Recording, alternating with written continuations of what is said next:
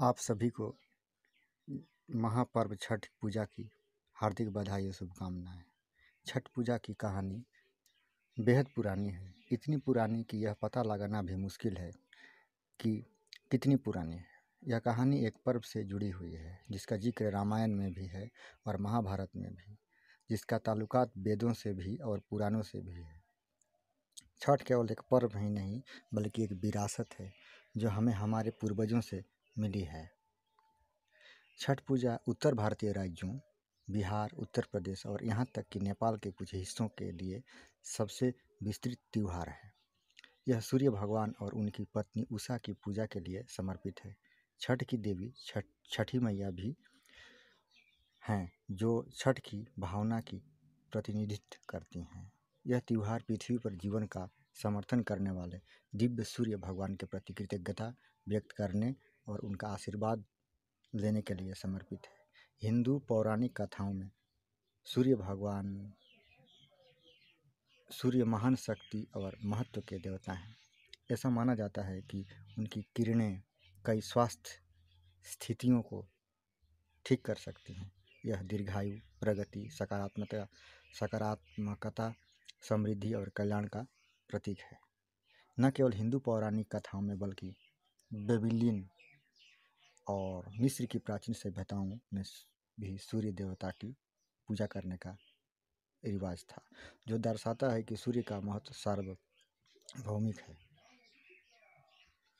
छठ पूजा की कहानी को एक ही कहानी में खोजना असंभव है क्योंकि उसकी उत्पत्ति वैदिक युग में हुई थी। यह उस युग में उत्पन्न होने वाला एकमात्र त्यौहार है जो आज तक मनाया जा रहा है। छठ पूजा प्रमुख हिंदू महाकाव्य महाभारत और रामायण दोनों से जुड़ी हुई है। आप लोगों ने देखा ही होगा कि हर साल दिवाली और छठ की छुट्टियां एक साथ आती हैं। ऐसा इसलिए है क्योंकि दिवाली कार्तिक महीने की अमावस्या को या 15वें दिन और छठ हिंदू कैलेंडर माह कार्तिका के शुक्ल पक्ष की छठी को या 21वें दिन मनाई जाती है। ये तारीखें इतनी करीबी क्यों हैं? इसका उत्तर रामायण में है। जब भगवान राम, उनकी पत्नी सीता और उनके भाई लक्ष्मण अयोध्या लौटे तो विशाल उत्सव का आयोजन किया गया। पूरी अयोध्या को सजाया गया। इस दिन को हम दिवाली के रूप में मनाते हैं। उनके आगमन के तुरंत बाद राम और सीता ने सूर्य देव के सम्मान में उपवास रखने का फैसला किया। उन्होंने सूर्यास्त के बाद ही अपना व्रत खोला। तब से लेकर अब तक यह व्रत छठ पूजा के रूप में मनाया जाता है। छठ का उल्लेख महाभारत में भी मिलता है। महाभारत को याद करें तो प्रसिद्ध पात्र कर्ण सूर्यदेव और कुंती के संतान थे। हर सुबह वह पानी में खड़े होकर सूर्यदेव की पूजा करते थे और उनकी पूजा करने के बाद जरूरतमंदों को भिक्षा देते थे। द्रौपदी और पांडवों ने भी अपने राज्यों को वापस पाने के लिए वनवास के दौरान इस तरह के अनुष्ठान किए थे।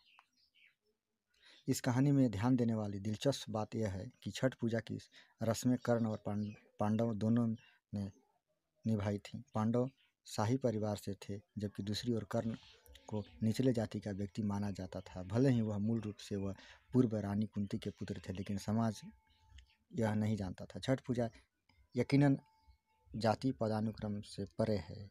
यहाँ तक कि जब भारत का कठोर जाति पदानुक्रम अपने चरम पर था, तब भी छठ पूजा सभी जातियों और वर्गों के लोगों द्वारा मनाया जाने वाला एकमात्र त्यौहार था। ब्राह्मण यज्ञ की अग्नि पर जरूर अपना हक स्थापित कर सकें, लेकिन पूरी दुनिया को रोशन करने वाले सूर्य पर नहीं। आखिरकार सूर्य सभी प्राणियों पर चमकता और सभी का है।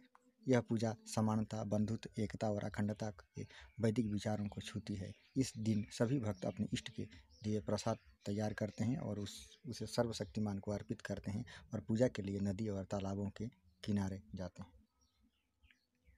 इन कथाओं को देखकर आप समझ गए होंगे कि यह पूजा भी पुरुषों द्वारा ही की जाती थी। वास्तव में पहले केवल पुरुष ही इस पूजा में सक्रिय भाग लेते थे। हालांकि समय के साथ यह क्षेत्र महिलाओं का वर्चस्व स्थापित हो गया। हालांकि यह पूजा पूरी तरह से लिंग तटस्थ है। छठ प्रकृति के प्रति प्रेम, विज्ञान और आस्था का एक सुंदर समामेलन है। जो साल में 2 बार चैत्र और कार्तिक मास में मनाया जाता है। यह 2 महीने छठ पूजा के अलावा मौसम परिवर्तन का भी प्रतीक है। छठ पूजा 4 दिन तक चलती है। पहला दिन नहाय खाए है। भक्त नदी के जल में डुबकी लगाते हैं और प्रसाद तैयार करने के लिए पवित्र जल वापस ले जाते हैं। आजकल जो लोग जलाशय तक पहुंच नहीं पाते, वे अपने पड़ोस में या छतों पर छोटे छोटे पुल बनाकर उनमें पानी भर देते हैं। अगले दिन खरना का है, जो उपवास का पहला दिन है। भक्त खीर, केला और रोटी से प्रसाद तैयार करते हैं।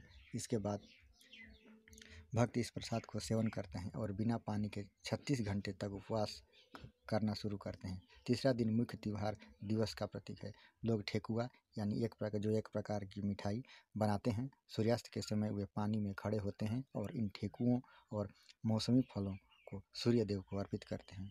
इसे सूर्य देव को अर्घ देना कहते हैं। शाम के अर्घ के बाद सुबह का अर्घ होता है। उसी अनुष्ठान को दोहराया जाता है, लेकिन इस बार उगते सूरज के लिए। भक्त उनके द्वारा बनाए गए प्रसाद का सेवन कर अपना व्रत खोलते हैं। यह पूजा के सफल होने का और सूर्य देव के आशीर्वाद का प्रतीक होता है। छठ पूजा